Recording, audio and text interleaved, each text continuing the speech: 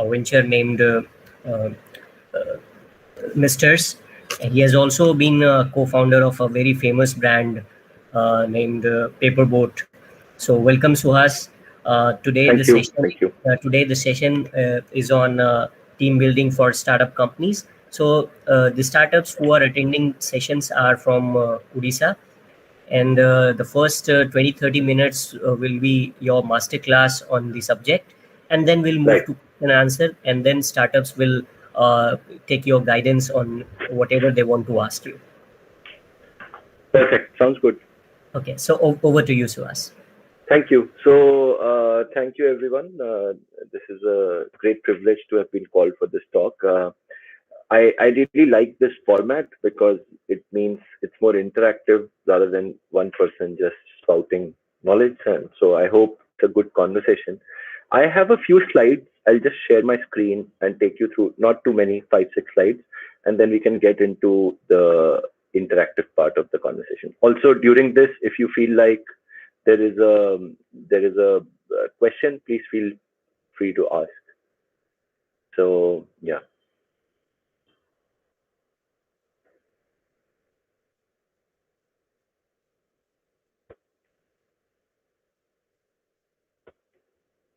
Sorry, I'm just having some trouble sharing it.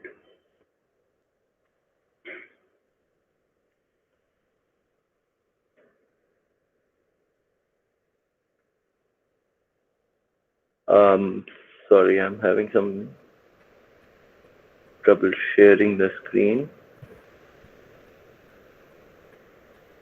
Yeah.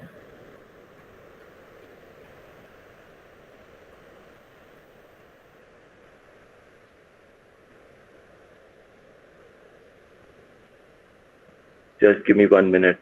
Sure. There's some usage thing.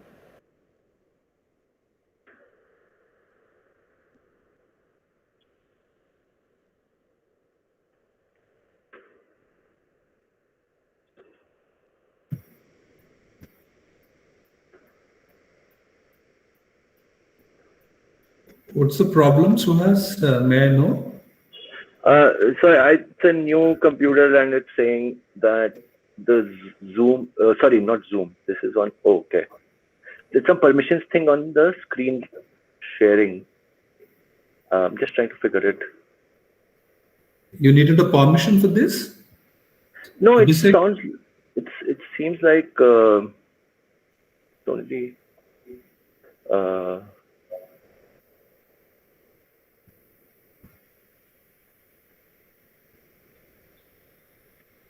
Or if you can share it to Abhishek or me, we will do that. perfect. I'm just doing that. Okay. Abhishek, I'm sending it to you. Sure, please.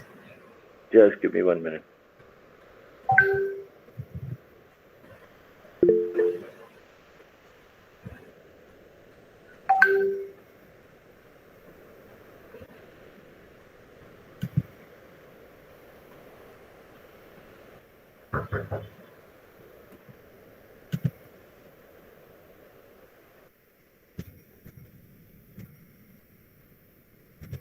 And while it comes up, I can just start the conversation. Just 1 minute.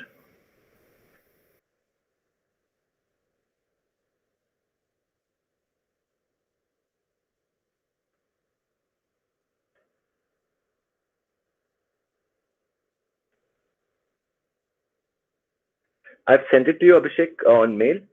So Okay. anyway, sorry about this delay. We can start our conversation. So what I thought about this conversation and this specific topic, it's obviously extremely important, and I won't belabor that point. We all know that the team you build is critical, right? Now, what we'll start from is the premise, like that is the premise, right? So I'll not waste too much time on that. Instead, moving on, I'll just talk about my experiences with building teams at an early stage. Uh, One important data point that talking to a lot of other co-founders, entrepreneurs, I've realized is that it is very important to know that typically your early team is not the team which takes you all the way to success. So what happens in an early environment of recruiting is that you get very close to people and it is close knit and there's the whole frontier spirit, which is very, very good and important. But very often the people you actually need will be a small subset, if any, of who join you first up. And then over a period of time, the team forms and reforms, as it were. That is, I think, the first big challenge, which is very different from recruiting at a big company, because there is an important case to be not over invested in people. This is slightly counterintuitive advice, because typically we would say that people are very important, and I'm not at all saying they are not important. Just empirically, if you talk to most companies, you will find that the first set of people who come in aren't the ones who see the company through to its first bit of success. Like there is a churn before you get to success typically. Obviously, this example does not hold for companies that are successful straight off the bat, and that can sometimes happen due to specific conditions. But typically, in a journey of a startup, you do tend to have some churn in the first few people, and because they're the first few people in your company, it is a very difficult churn to manage. That's one big way in which I found it to be different. The second thing for this talk, I thought, while the presentation comes up, is this thing that while recruiting, essentially it boils down to two questions, right? Like either questions of capability or questions of intent. And this is like clubbing a lot of things under these two heads. Capability, given the business you are running, should be easy and straightforward to measure. Like you are recruiting for something, and does the person have the wherewithal to do what you are expecting them to do? That should be easy, because as an entrepreneur, you know what you are doing quite well. And therefore you should be able to judge that if I'm looking for a person for, let's say, digital growth, or let's say I'm looking for a person for product development, whatever the goal be, sales, talking to people, evaluating capability is always easy. The second big parameter in any recruitment decision, which is intent, is usually the tricky one. Like if you look back at most of your recruitment decisions, you will often find that capability errors are few and intent errors are more. Now, in intent, obviously, it's a big cross section, and the deck, as soon as it comes up, we'll talk about some. But in the intent thing, you have to you have to think about people's motivation. What is it that is bringing them to you? Like, why does this person want to join this company? Is it because of lack of options? Is it because they want to create a certain legacy? Do they like an autonomous environment? Do they are they looking at wealth in a certain way? So on and so forth. So we'll talk about some of these factors. But the important principle is that there are the questions of capability, and then there are the questions of intent. And capability, you will become better at recruiting for your business, because typically for most roles, you'll say, ask the question, can this person do the job? But the intent questions are the tricky ones, and that need a lot of time being spent on hiring someone. Why this is also important is, obviously the team is necessary for success, but at an early stage, letting go of people itself is like quite a challenge, because you have to recruit again, and there is a momentum loss, and so on and so forth. So intent matters a lot, and what your thesis on evaluating on intent is I think the critical part of this puzzle. So we'll focus in this presentation a lot on the intent parameters. Yes, can we? Yeah. So now can we just move on one more slide from this?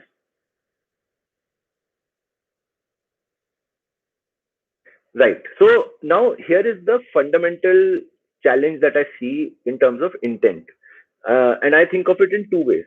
That when you are a startup, you are dealing not with risk, but with uncertainty. That distinction is very important, because the difference between these is that risk is what we can model looking at the past. Like if you think of all the modeling, those of you who are MBAs or engineers would have done some mathematical modeling, which always relies on how a system was in the past, and therefore how is that past predicting the future. These are usually modeling of risk. So you say there is X% probability that this stock price will move to that, and Y that it will move there, right? So there are these technical models of looking at the past and projecting into the future, which can all be quantified within the category of unknowns as modeling for risk. The problem with the startup is that it has no past, but it wants a future. It has a present and it wants a future. That is the startup existence, right?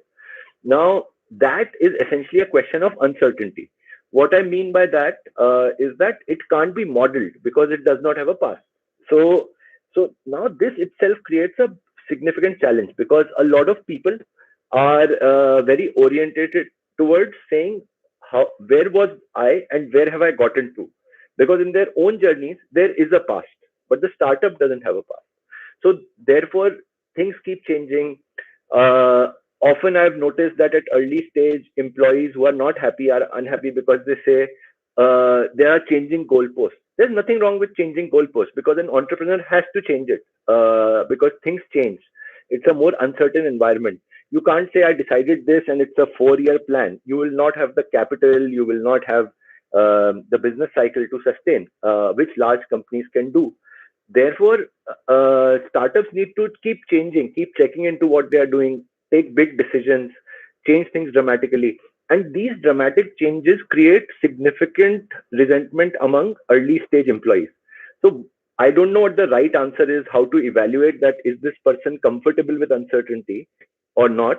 But it is very important to think of this as a parameter, because in my experience, this has been one of the biggest causes of resentment among early employees, like wherever that has happened. Usually there is not enough resentment because early stage employees are on a bit of a high. So that adrenaline compensates for a lot of this. But once things settle down a bit, and where you see that people who could not thrive in a startup, they often did not have an appetite, let's say, for uncertainty. Trying to bring it into more real world terms rather than mathematical terms like risk and uncertainty, I think it can be re-articulated as a structure versus chaos question. That there are people who thrive on structure. There is nothing wrong with people thriving on structure, and there are people who thrive on chaos. Now, the other interesting thing within this structure I find is that there are people, like in a startup, in an environment of chaos, in an environment of uncertainty, you still need structure. You need at least the basis of a structure. You need certain things done predictably. So managing the two it creates the fundamental challenge for the startup. The other interesting question, and we'll not get into that too much because that's a bit of a digression given the theme, is that as a startup moves from being a startup to a company, then it starts acquiring a past, and therefore the future can be modeled. And that is a stage when it starts acquiring structures. And therefore, the employees who were perfect, the team which was perfect for that early stage of greater uncertainty, greater chaos, often do not make it all the way. This is something I've seen, especially at my last company. Like, my current venture is too new and we are still not in that phase. But in my last company, I've seen that people who were very, very excited, very passionate about the company, over a period of time started feeling that it has changed too much. But the change of the company is inevitable because it needs systems, etc., as it grows, and it has to act more like a company. And these were people who were very happy with the uncertainty of the environment, who liked the new challenges, who liked all of that coming into their roles. So this, I think, creates this fundamental specific challenge for an entrepreneur in terms of team building. Can we move on, please? So here are just some terms, and I've deliberately not put them in a slide format because this is not a definitive list. But when one of my quick questions to especially people who have great talent on paper, like who have worked with just the right kind of set of skills, good experience, strong academic background. When I talk to them, one of the key questions is, why do you want to work with us? And very often people answer that question in an interview in terms of as a nod to say the vanity of the person asking, because it's an entrepreneur's company, so the entrepreneur really likes the company, so they say, we really like this thing about. But that question reveals a lot. Again, I don't have a definitive answer that for this do not recruit and for that recruit. But what I've noticed is that really qualified people whom you would want to have, they come into approaching in broadly one of these broad categories of motivation. So they are either very keen to have a legacy of their own, which means that they want to change their narrative. So, for example, let's say someone has been working in operations in a large bank and now wants to join a startup. And very often I've found that it is because they don't like the narrative of their life, like they want to change something about it. They want to be that much closer to fame because an entrepreneur turns up in the news on LinkedIn. You see popping up in various notifications, sometimes covered in this publication, that publication. So there is a certain glamour associated with entrepreneurship, often, not always. Then there are people who just want to be different, like they feel that they need to differentiate from their peer group. There are people who seek autonomy. Now, that is a very tricky category. One typical driver I've noticed of people looking at joining startups is that I will have more autonomy there. That is true. But what they do not often realize is that greater autonomy comes with greater ownership or an expectation of greater ownership of what they are doing. And that is a bargain that they have not thought through. So very often when I in interviews find someone that I want to recruit whose driver seems to be autonomy, saying I work in a large company and I can't take my own decisions and that's why I want to work for a startup, I often spend a lot of time interrogating that, like explaining to them that yes, you will have more autonomy simply because there are fewer people and fewer layers, etc. That is true, but there is like everything else, like no free lunch, etc. So greater autonomy comes with an expectation of greater ownership. So for example, you can have greater autonomy, but then what it means is that if something isn't done and if you have to work through the night, you do it. But it can't come for free. So that these kind of trade-offs in all these drivers are very important to explain to people that who are being hired, that this is the trade-off of your big driver. There's obviously wealth, which I personally find easier to navigate because again, money has that quality, right? Like in all the behavioral economics things we see, that eventually money puts something there, which is the sum total of everything else. So in that way, it's the great simplifier. So I in fact, I find this category of people easiest, who say, if I join now and if I get some ESOPs, after X time, my ESOPs will be worth this, and I'm willing to take that gamble. And I can't take the full gamble of becoming an entrepreneur myself, but I want a more higher risk, higher reward life. And therefore, I'm here applying to this startup. These people I like, good startups are those which incentivize them, right? Like which say, okay, you have a clear-cut path that you envisage towards wealth. This is how we can work towards it. I'm not saying all the other drivers are wrong, but I'm just saying this one is the easiest to navigate in terms of the pitfalls, because it's straightforward, it's numbers, and you can figure it out. Then there's the act of creation. This I have put as a separate category from legacy, because a lot of people feel that what they are doing in large organizations, they don't have complete ownership of what is being made or something, so on and so forth. Now, these are a very interesting category of people, because this is where the classic entrepreneur, in fact, this and the fame point and the legacy point is where, as they do well, they are in a way treading very close to the entrepreneur manager herself, right, or himself. They, in terms of saying, I want to have the control over the act of creation, but the entrepreneur also has act of creation. So in these cases, what is important to evaluate as an entrepreneur before recruiting these people, and what is important to discuss with them, is that these are the likely sort of fault lines around which we will have conflict. So these broadly for me fall into these 6 types. This is not an academically validated list, which is why I said I've made it more colorful and not put it down as a list to say this is the whole set. But for me, these drivers are very important in any interview. So evaluating capability, obviously important, and one can figure that out. If I don't have the capability to evaluate for a certain capability, I can reach out to someone, like let's say if we are recruiting a tech person. I have not been a coder. So if I'll ask some friend of mine who's done well on the tech scene and say, hey, can you help me out with evaluating this person on, say, Python or whatever. So that is easy. Intent is the tricky question. I'm just reiterating what I said previously. And within intent, motivation is a big thing, that why is this person coming and expressing a desire to work with my company when my company is relatively unknown, it's a startup, all the usual things. So, so that intent is what we are focusing on, and this for me covers the motivator. Can we move on, please? So, I talked about money already. One important thing I've noticed that is again important in talking to people is that one passion, which is an important attribute, I'm sure all of you who are recruiting for your companies will think about it. But passion ends up creating a second bottom line. There is this whole discussion of double bottom line companies in social enterprises, like companies which want to maximize the conventional bottom line, but also want to do some social good. But similarly, I feel that passion itself creates a second bottom line. Like someone could be passionate about let's say, let's take our the my current venture. It's in the space of men's sexual wellness. So gender is always a very present issue in the office, in the company, in all conversations. But let's say it becomes so big that that becomes a focus, that this is how men's sexuality should be.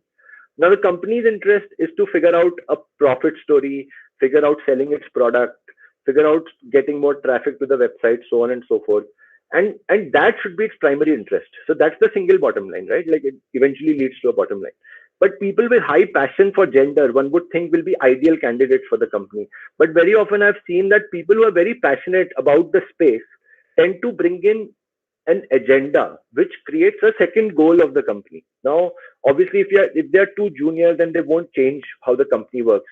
But right now we are talking of the first few employees. So even if they're junior, they are impacting the company's culture. So a thing to watch out for is how passionate they are, and is there complete reconciliation of the passion with the company, so that there are not two bottom lines. Two bottom lines are ideal for social enterprises, and those of you who are running social enterprises, please ignore this point.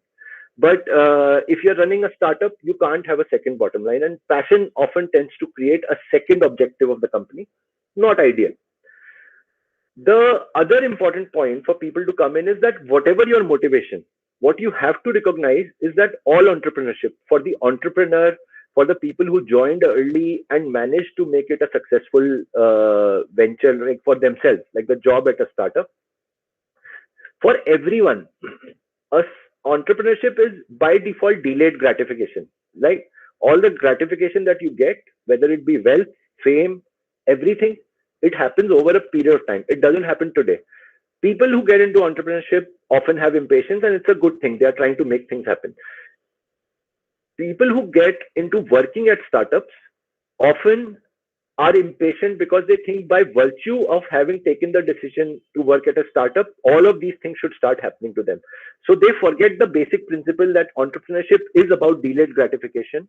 And in and of itself, the job has to make sense for them on a day-to-day basis.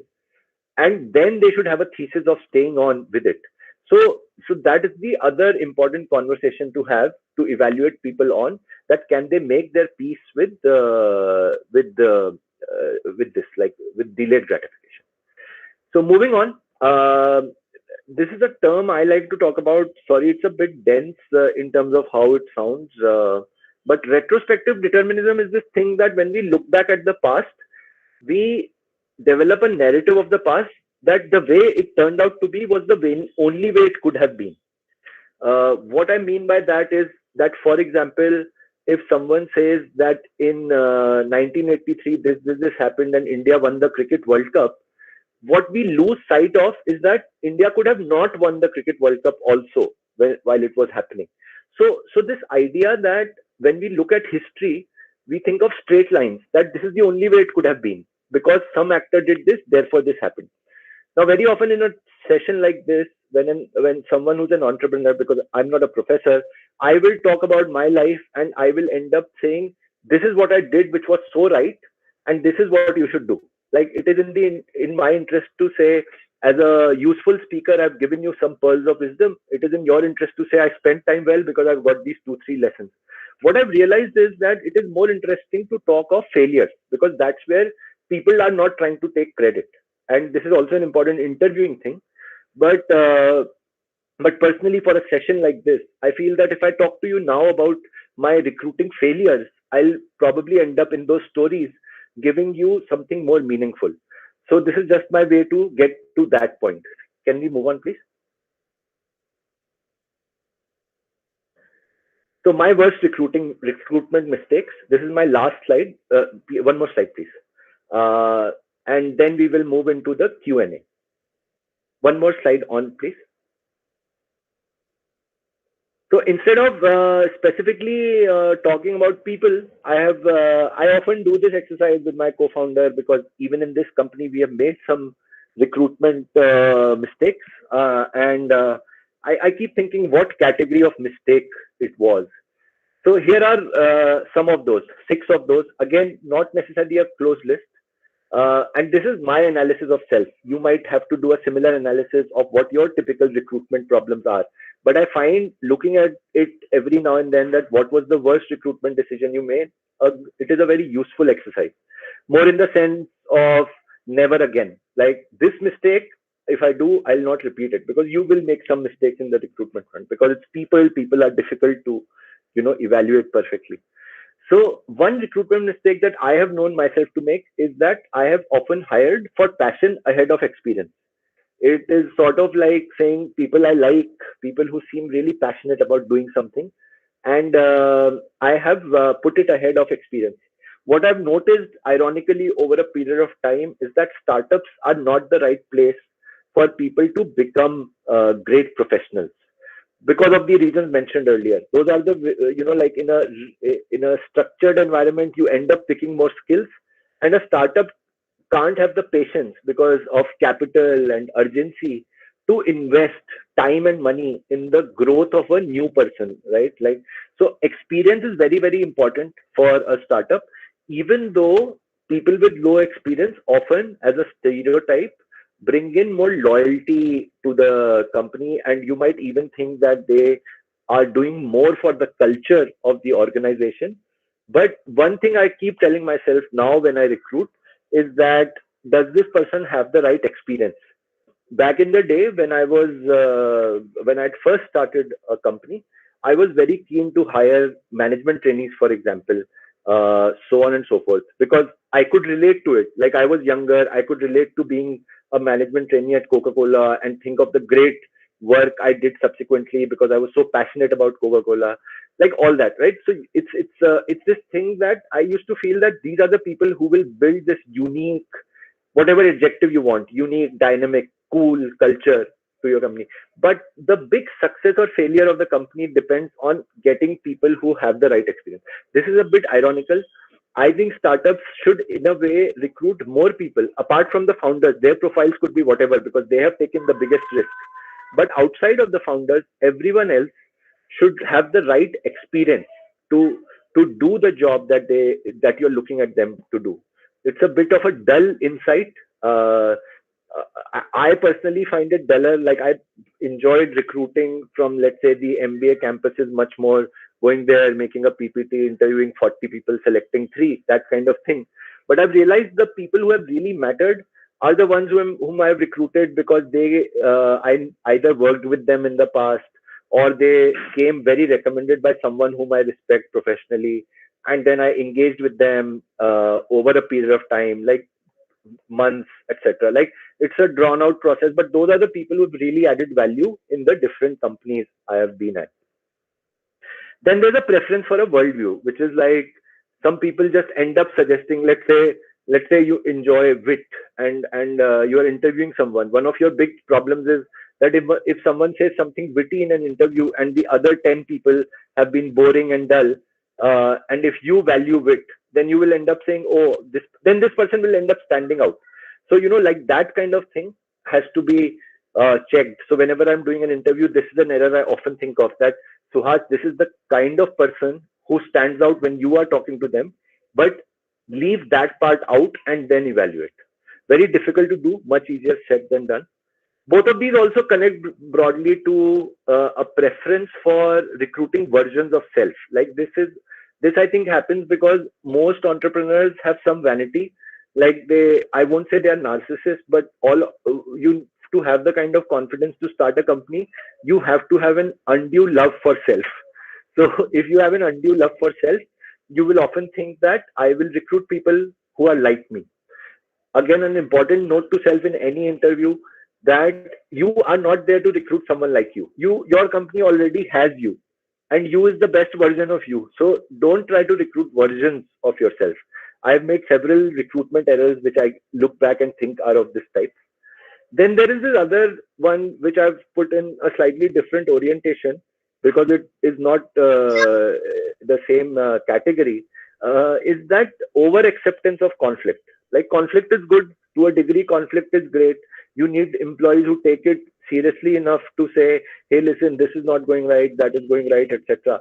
But you have to remember that at the end of the day, it is an entrepreneur's call, right? Like, you can, how much time you put on various conflicts and how significant the issue is on which you are getting into conflict is a very important thing. So another note to self I have is that if you have recruited someone, let's say very good, but let's say you're getting into conflict on various small themes. Like, sometimes you realize that I can't have a conversation with this person without disagreement.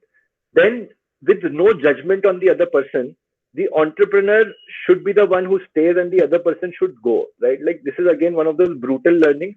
And in the past, I've realized that I have not done this enough. Like, you see conflict and you say conflict is a good thing. I will listen to this person. But if you think that there is conflict every day, like today, tomorrow, day after, in everything, and in not necessarily significant things, maybe in obvious things, you're getting into different sides of the debate. So calling when too much conflict is happening to change the nature of the team is very important.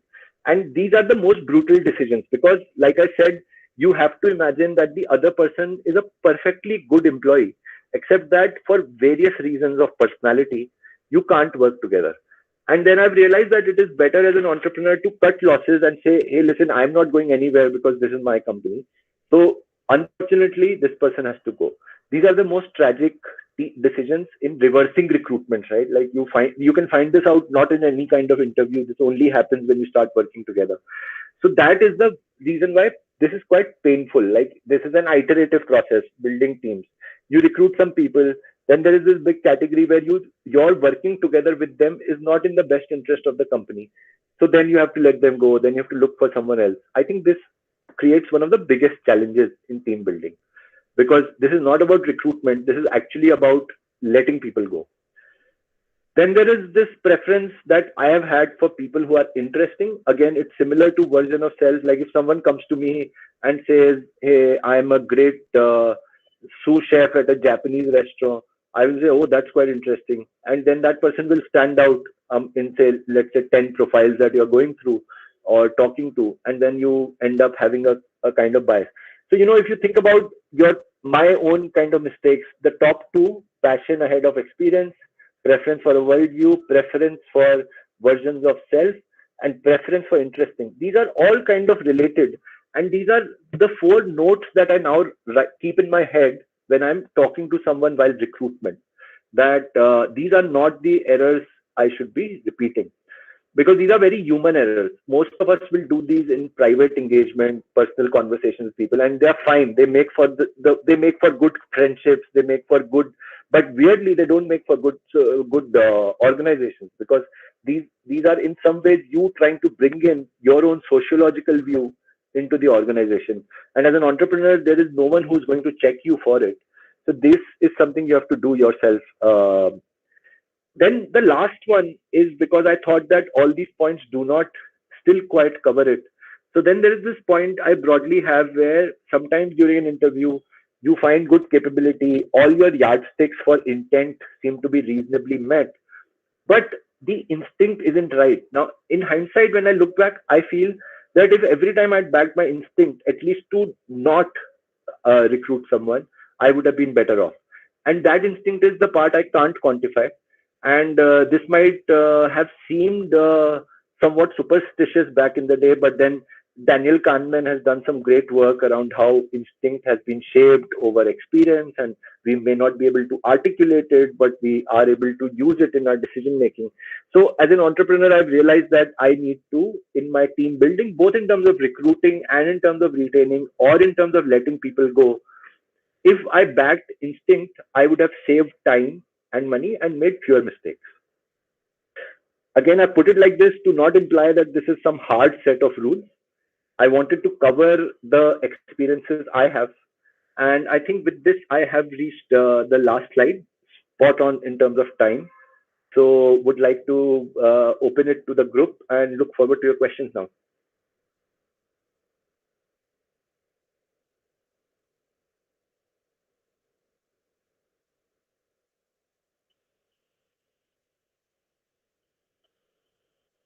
Please ask me in case I've gone through too fast through something or you didn't get something. Please feel free to, don't worry about repeating something or whatever. Yeah. Hello. Yep. Hi, Suhas, this is Bibhavani here. Hi, Bibhavani. Hi. Okay, we are actually creating an OTT product, and all of our team members are currently working on a remote process, right? Everybody is in remote area, right? Right. Working from home, and shoots are going to happen, and due to this pandemic, shoots are Right. also in a halfway stuck. So, what do you think? How far remote working would be applied for a business like content creation and marketing?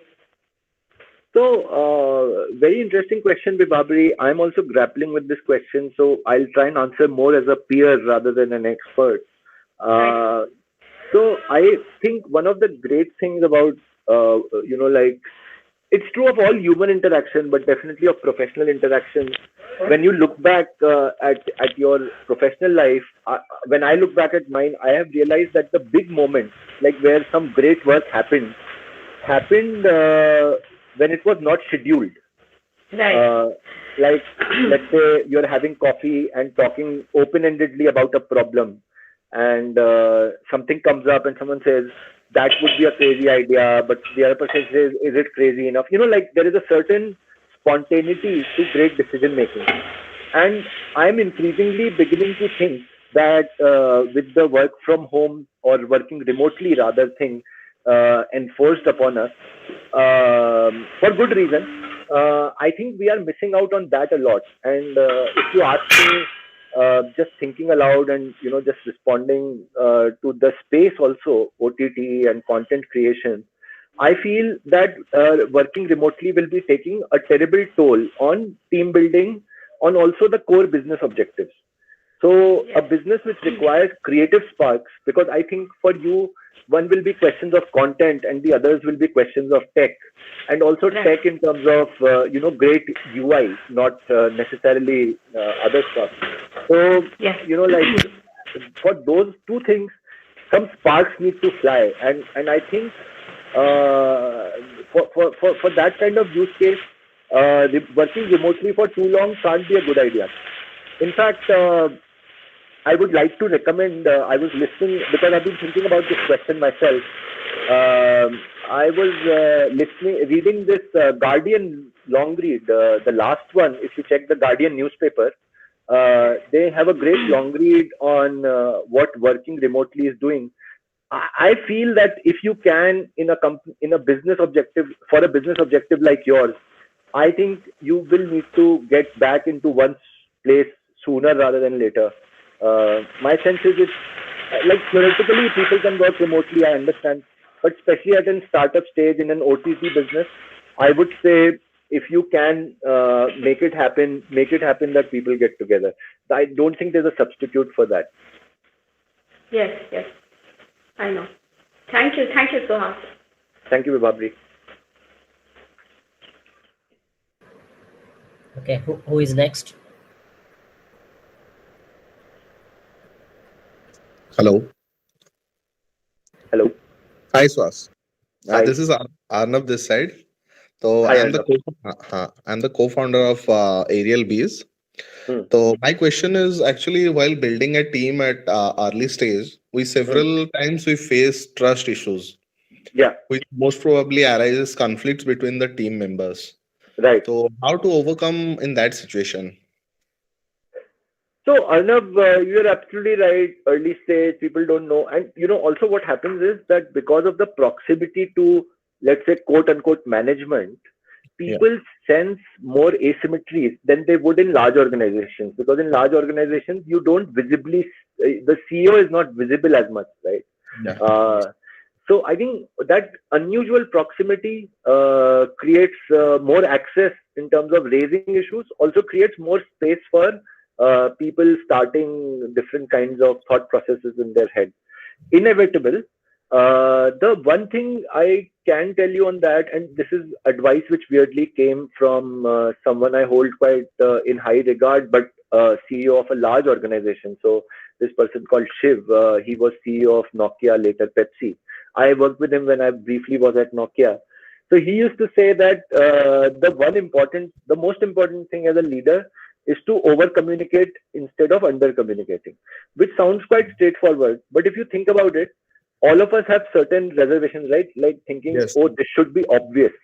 Now, communicating the obvious is one big thing I've learned from him, that instead of assuming anything obvious or thinking that, oh, I'll come across as such a bore or maybe pedantic if I'm communicating the obvious.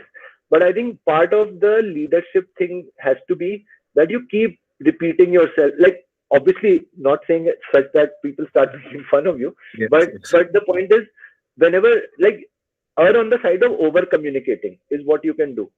That is one very important thing. The other thing I have realized is that, again, and this is related to my answer to Bibhabari, is that there is more of this happening in this remote working environment than it used to.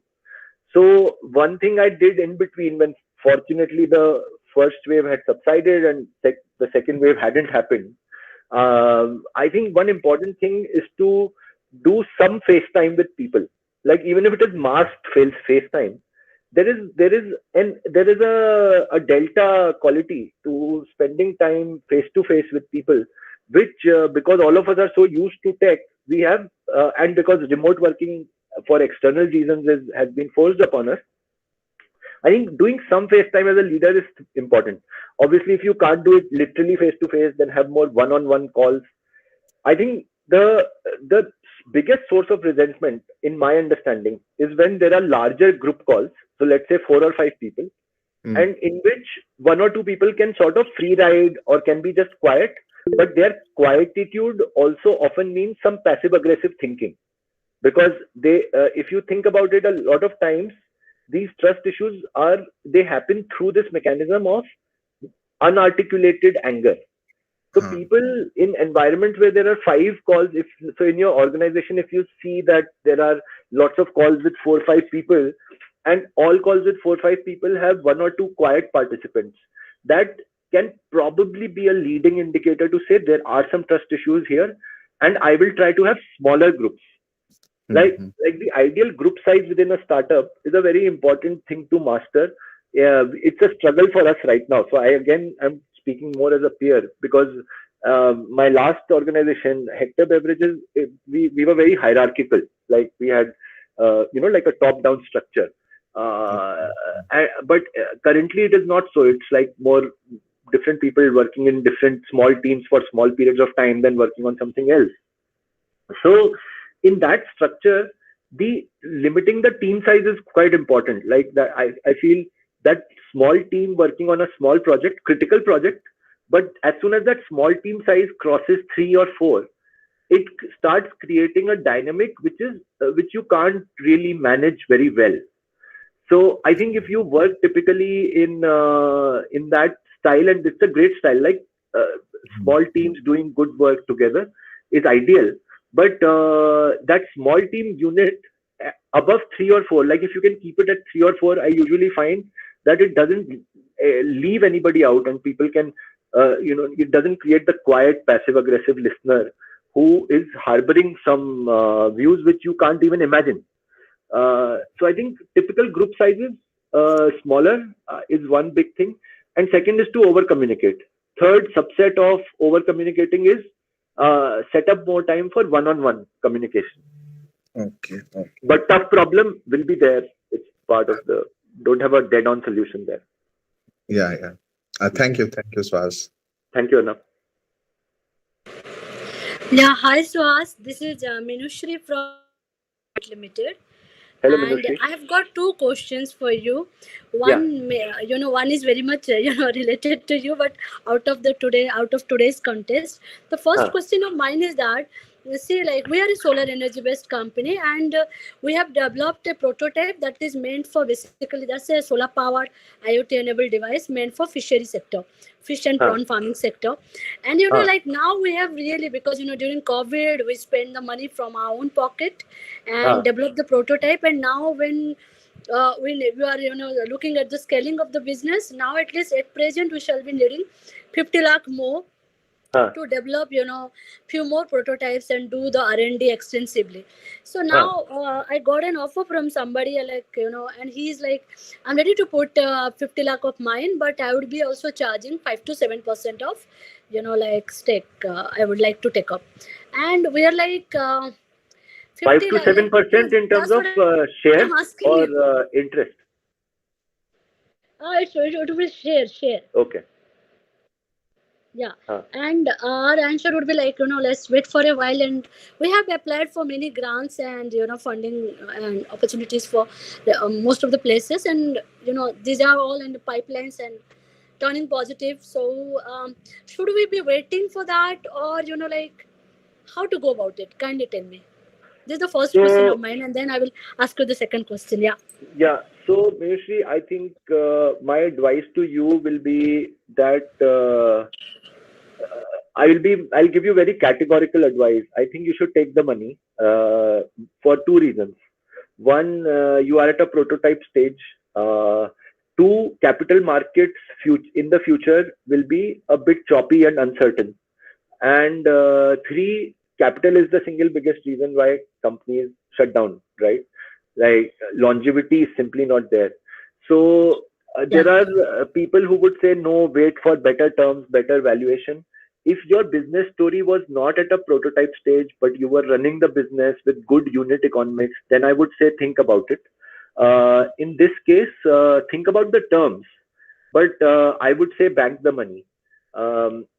As everyone would probably get, that I am answering this on very limited information. But I'm saying try to make the terms as favorable to you as you can, but try to bank the money, because one, globally these are uncertain times, and two, you are at a stage where you do not have market success. Yes. So you will need capital, and you already mentioned that you put more money than intended of your own into the company. Yes. I would say bank the money, so long as there are no red flags, like the person is of good repute, etc., or at least not of bad repute. So if there are no red flags on who's bringing in the capital, given the times and given the stage your business is in, even though you are in such an exciting category which has like great macro factors in its favor over the long term, but in the short term, what you have to do as the founder is to make sure your company survives. So from whatever little I've gathered, there is a risk of survival. So bank the capital, because times are uncertain. The only red flag I would say would be that is the person of bad repute, which I'm assuming wouldn't be. And second, get the best terms you can. But yeah, bank the money as much as possible. Like, if it is possible, do bank the capital. Sure, thank you. And my second question would be, this product we are thinking about launching in Odisha now in one particular district, and later on we'll be, expanding it to across, to cover the entire of Odisha, and of course to the respective states wherein there is a huge demand for this product. So in that case, we are a very small team. Say, like, we have been running this company for more than 4 years now, and we are a very small company, and we always take up people on project to project basis.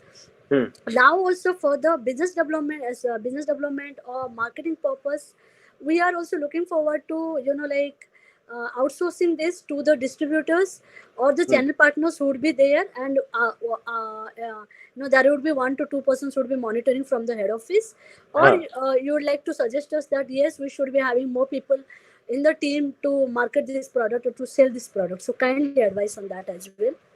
I think that depends on your business context, but if you ask me, as far as possible, if you can keep the company lean, it is better. So if you have the right kind of distribution partners who will do this for you, and you feel like it can be done that way, then if you can have fewer headcount in the company, better than having more headcount, right? So I would say that's a good idea, especially in this case. I'm assuming the distributor will be sitting on some stock, so it also helps you on the working capital side, right? Like your stock is out there and moving. Now, I think my only advice to you is that try to build a system of engagement with the key business development people, even if they are not on your own roles. So, and I've noticed, like whenever I've worked with the large distributors or even small distributors, I've noticed that small things go a long way. What we might consider bells and whistles, like having a strong database of people's birthdays, like the sales reps' birthdays, if you know, for example, and if you can send them some stuff, these things have disproportionate value. So create a system of bells and whistles for this outsourced sales team. If you think your work can get done with an outsourced sales team, it's better than to recruit the sales team yourself. But make sure you figure out a system of engagement with them, because your category is such that it will require strong selling capability. So those people need to have high motivation. So I think outsourced team is a good idea. Just spend good energy on bells and whistles. They will give you disproportionate returns, I feel, in this kind of structure. Yeah, sure. Yeah, thank you very much for this. Thank you. Thank you. You're welcome. Yeah. Shwas, one more request can I put with you, please? Yeah. If I can find you on LinkedIn, then I would like to send you an invite. Kindly accept it. Sure. Yeah, please do. Yeah. Thank you very much. Good All day. right. Yeah. Bye. Thank you. Hi, Suhas. Good afternoon. This is Sitanshu Mishra here. Hi, Sitanshu. I'm the founder of an edtech startup named Job School. We not only hire for our own team, like for our expansion, but also we hire for our clients. That was a very interesting point mentioned in your presentation, which was prioritizing passion over experience. That was a mistake I've made. Pardon? It was a mistake I've made. Okay, that was a mistake. Okay. That whole slide was about my recruitment mistake. That is fine. I understand, but that is a mistake most of the founders even make. Right. I would agree with you, because if the person is experienced enough but is not passionate or not even aligned with the thought process of the founder or even the organization, then it doesn't make any sense. Yeah. And, should we say that early stage startups find it difficult to onboard the experienced players or experienced members in the team, for which it becomes next to impossible for them to onboard them, although they are willing to do so? So what would you suggest? Like the person might be quite experienced as well as passionate about the organization, but the startups are unable to afford the person or what would you suggest to get in those kind of candidates? So see, that's like a great question, because it goes to people's life stage, right? Like as people acquire experience, they also acquire assets, they acquire liabilities, right? It's a cycle, and finding people at the right stage in their life to get them to join your company is the great challenge. My general experience of it has been that startups generally don't like to recruit, let's say, older people early on. So there is a premium put on lack of experience in a way. So for example, most companies that I have started, also friends that I know who are entrepreneurs, their first few recruitments all tend to be younger people, which is important. But then what I just mean by that is that keep looking for experience. So now, if the startup is keen to hire experienced people but can't get it, then there's nothing to be done about it. Then I can't say no, still get experienced people. My point was more for the tendency to recruit people who are young and enthusiastic ahead of the experienced ones. So I think if those people aren't available, then there's little you can do. Then you have to make do with what you have. So I get your point, and it is a challenge. But at least generally around me, I've noticed that, or at least looking at my own recruitment thing, I've recruited a lot of very young people for important roles and said they will learn on the job. That my whole point was that the startup does, if it can have people who are experienced and do not need to learn on the job, that is better. While in a larger sense, large companies are the ones where people should acquire these skills. Like it is good for, let's say, Unilever to run a management training program, but Hector Beverages should have a smaller management training program. Like it should try to have more experienced people. So I think that was my point. But yeah, if the experienced people aren't available, there's nothing you can do. You can try, but if you find out that they are not, then you say they're not. Yeah. Thank you for that. That was quite insightful. I've got another follow-up question. Can I? Yeah. Yeah. In fact, let me tell you, like, although pandemic is on, people are losing jobs, but they have a peculiar habit of living with a particular kind of remuneration. They're used to it. Yeah. And like they don't understand the jargons we use or the pain points of the founders. That Right. We can offer you ESOPs, we can give you like better positions in the long run. You come into the company, we can give you a lot of things, in the long run, and we can share our vision and mission with them. But Yeah. kind of passion the founder carries or the core team carries, but it's quite difficult to like get in the current scenario, especially when the pandemic is on. So Right. could you throw some light on that? How to like change the mindset of the people so that we can have the right team with the N2 and everything inside them? See, the thing about at any startup recruiting is that you have to look at the interview as a two-way process. It has to be as much about evaluating the other person as to sell your own company to that person. And we can't even complain about people not getting it because it's our job to explain it to them, right? Like it's also a market. It's the job market, right? So I have tried, and these are more gimmicky things, but I'll just share some. So, for example, I've done a lot of interviews, especially for slightly senior people. Interview one at a five-star coffee shop, and interview two at the company office, because the company office is not as cool as people are expecting it to be. So, like I've often found that opening with like in the first instance, telling people that if we really came to it, it's not like we have no money, but it's just that we spend money wisely. So, so a lot of these, like that first projection, it's almost like having a brand for your company. Now, what do you do? How do you go there? How is it scheduled? Like for example, I've noticed that the strike rate, like back in the day, my first company that I started, we had to call ourselves people, but we always tried to act like some kind of assistant or placement consultant who is setting this up for the other person, for a co-founder. Now, a lot of these smaller things, perception signals, are very important, and they need to be thought through. I don't mean it as a way of tricking the other person, because before hiring someone, it is also important to have a second round and a third round. So one rule I've set for myself is that never recruit without three rounds, even if there's nothing to talk about in the third. Have interview one with signals that if we need to, we can spend money. If you're really going after a candidate. And step two, show the reality. Like this is not trickery. So you say, okay, next time we'll meet in the office. So it's like having a set of rituals. It's a slightly duller answer, I think, because it's not a theoretical framework answer.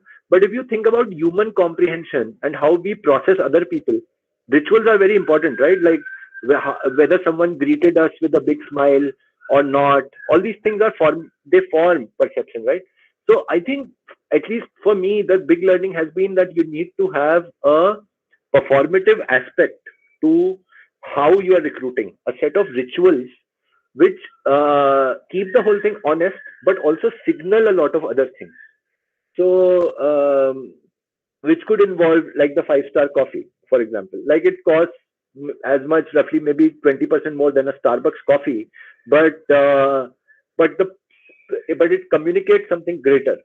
So saying, okay, right now spending slightly more money on this is better, but that it needs to be separated from trickery, because you're not trying to say, oh, join, and you're not a fly-by-night operator. So be patient. Like forced patience is important. That's another way of signaling strength, even if you might not have one. Like might not have strength. So, for example, if you won't take a decision before 3 rounds will take 2 weeks to complete. You desperately want to hire this person, but you have forced a rule on yourself that I will have 3 rounds. One will be by this person, one will whatever. So I think creating your own set of rituals on how you approach the job market is very important, and it has signaling value, and it is on you to make sure it is still honest. But we also have to recognize the role of signaling value all around us. Culturally, it is all around us. We keep signaling things like, there are these entire businesses which have, you would have read of, which have spruced up around what kind of books to have behind you for Zoom calls, right? So a lot of signaling is important. So as an entrepreneur, I think it really helps if you have your own set of signaling toolkit, that this is what we do. And so you act like a small company, but with at least an understanding of structure and an appreciation of structure, so on and so forth. The other thing you have to do as a startup, I feel, and which startups often make mistakes on, is think of HR admin costs as unessential. I'm not saying you should recruit HR admin people, but you should outsource it in a way that it is genuinely professional. So, for example, if an interview is being scheduled, it is being scheduled with a call and in the calendar. For example, if a job offer is being given, first a letter of intent is given, then an appointment letter is given after the person has gone. So creating those processes is easy and has disproportionate return. So that's the other thing. I don't know about yours, and in your category, you will probably have enough HR admin people in your company, given what you do. But generally, I've noticed entrepreneurs are a bit weak on that. They think it's one of the good to have things. But that basic reliability of a company gets communicated through all this signaling, which I think is one thing which is in the entrepreneur's control and they should focus more on. That's absolutely true. And thanks a lot for all those insights. I also firmly believe that once the startups, early stage startups especially, if they also think that spending a little bit of money on HR things or outsourcing it to companies like Job School, correct. It's not an expenditure, rather it's an investment they're making in their own company. Yeah, it's like the brand in the job market. Exactly. Yeah. Thanks a lot. Thank you, sir.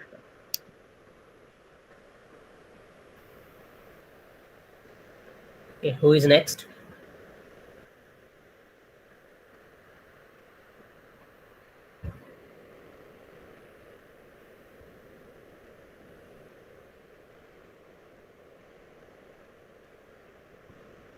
I think we are done. I think there's no question. Anyone want to go next? I think there's no any other question. No worries. Yeah, Mr. Knack.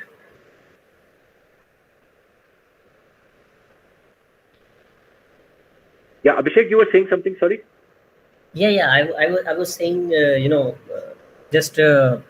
session was very insightful for all of them, all startups. So just a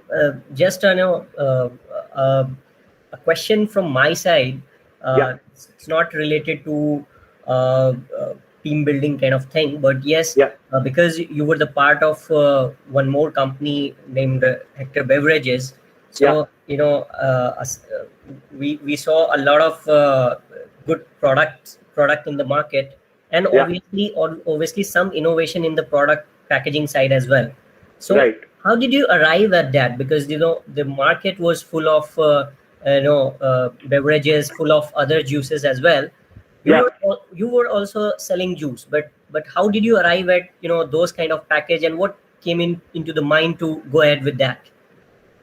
Yeah, so I think partly it happened because we got like Neeraj and I, we worked at Coca-Cola back in the day. I was a few years junior to him, and the two of us later started Hector Beverages.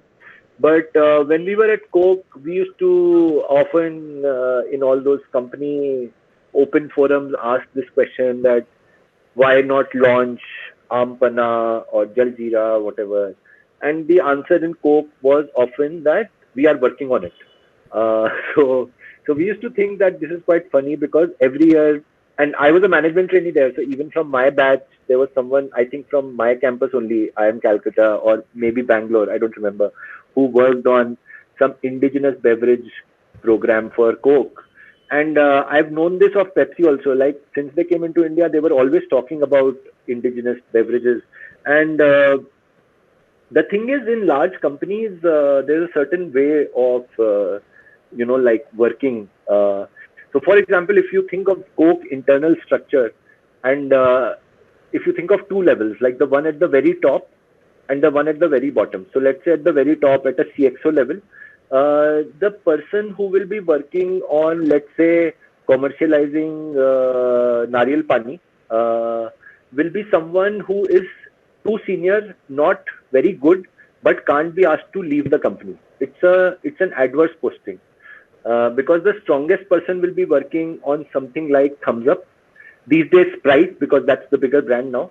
The biggest revenue brand will have the biggest budgets. So the people who are doing the best will work on the most status quo beverage. So if Sprite is big, the best talent in Coca-Cola company will be aligned to Sprite. If Pepsi is big or Mountain Dew is big, within Pepsi, the best talent will be aligned that. Then if you think of the sales rep, like the person who's actually selling it. Now that sales rep goes to a shop and to explain a new beverage, they have to say, sir, please taste this. How did you like this? Look at this new packaging. Instead, they can go there and say, how many crates or how many bottles are empty? Let me replace it with, say, Thumbs Up or Sprite or Mountain Dew, whatever. So if you think about it, large organizations have an inbuilt pro-status quo situation. And this is one thing which Neeraj and I felt that we have realized that in any category, this is not just beverages, by the way, like in any category, if an investor ever asks the question, and I've been asked this question lots of times, that, oh, you are saying this beverage will have this kind of market, but if it is that big, then why won't Coke or Pepsi do it? The simple answer is that large companies can't do things which go from 0 to 1. They're very good at things which go from 9 to 12. So that, I think, is the big consumer opportunity in India overall. And I think that's the opportunity we saw, and that's the opportunity a lot of people have seen in their own categories within consumer products. So that is one. The second is the packaging thing happened purely because of our third co-founder, James, who's an American. He had worked on flexi packaging, this packaging, with Dow Chemicals before going to Wharton. So James was very excited about the thesis that this packaging will work very well in developing countries.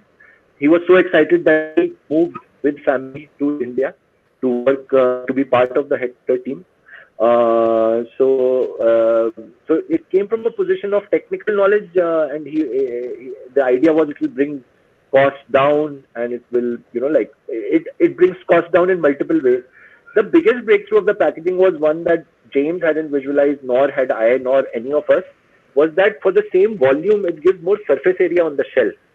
And in the beverage business, that is massive. Like if you see any 200 to 300 ml beverage, the square footage of paperboard that you see is much more than the bottle because of its curvature. I think that was a big game changer because that was unintended. So I can't retrospectively claim credit for it, but it was the packaging success in terms of its cost was what was planned, but its marketing success was unintended, but something which really helped us. So the thesis that we had going in, we never felt that, oh, Coke and Pepsi are big and this will happen. Yes, it was a question which came up from all investors early on, and we used to spend a lot of time making this point to them.